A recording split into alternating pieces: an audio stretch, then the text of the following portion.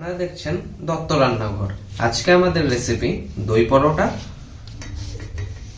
একদিন হলেও আপনারা বাড়িতে ট্রাই করে দেখুন, খেতে কিন্তু বেশ দারুণ লাগে।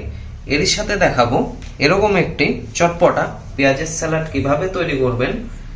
ভিডিওটি স্কিপ না করে পুরো ভিডিওটি দেখার অনুরোধ রইল।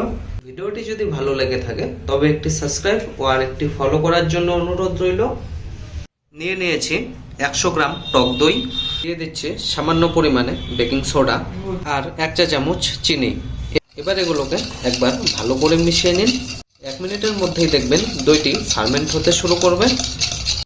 নিয়েছি 300 গ্রাম ময়দা, দিয়ে দিচ্ছি স্বাদ মতো নুন। এবার নুনটিকে ময়দার সাথে একবার মিশিয়ে নেব। মেশানো হয়ে গেলে দিয়ে দিন ফেটিয়ে নেওয়া দইটিকে। আচ্ছা, এখানে মনে রাখবেন 300 গ্রাম ময়দার জন্য 100 গ্রাম দইয়ের প্রয়োজন হবে। আপনারা বানানোর সময় সে বুঝে দই আর ময়দা ব্যবহার করবেন। কোনো রকম জল না দিয়ে দইটিকে একবার ভালো করে ময়দার সাথে মিশিয়ে নিন। যখন দেখবেন ময়দাগুলো এরকম একটি স্ট্রাকচার তৈরি হয়ে গেছে, তখন এই ময়দাগুলোকে জল দিয়ে মেখে নিন। আচ্ছা, এখানে মনে রাখতে হবে ডোটি যাতে খুব বেশি শক্তও না আবার খুব বেশি নরমও না হয়। আশা করি দেখে বুঝতেই পারছেন।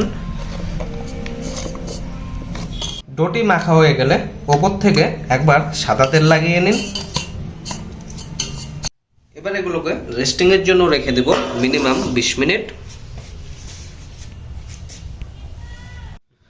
20 মিনিট পর ডোটি থেকে লিচি কেটে নিন।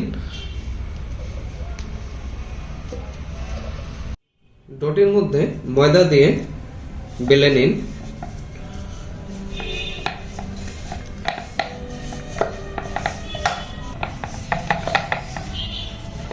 আশা করছি পরোটার সাইজটি দেখে বুঝতেই পারছেন, ঠিক বেশি মোটাও না আবার ঠিক বেশি পাতলাও না।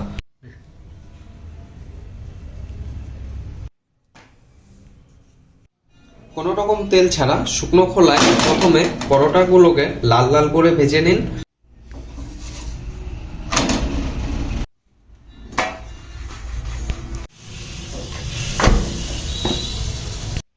একবার ভাজা হয়ে গেলে ওপর থেকে লাগিয়ে নিন বাটার। আচ্ছা, আপনারা চাইলে কিন্তু ঘিও ব্যবহার করতে পারেন।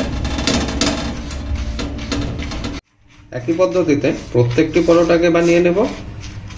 পরোটার পাশাপাশি দেখে নিন একটি চটপটা স্যালাড। এর জন্য লাগছে পেঁয়াজ কুচি, সামান্য একটু কাশ্মীরি লঙ্কার গুঁড়ো, হাফ পাতিলেবুর রস। এবার এগুলোকে একবার মিশিয়ে নিন। আমাদের চটপটা স্যালাড রেডি। দেখা হচ্ছে অন্য কোনো দিন অন্য কিছু নিয়ে। ভালো থাকবেন, সুস্থ থাকবেন।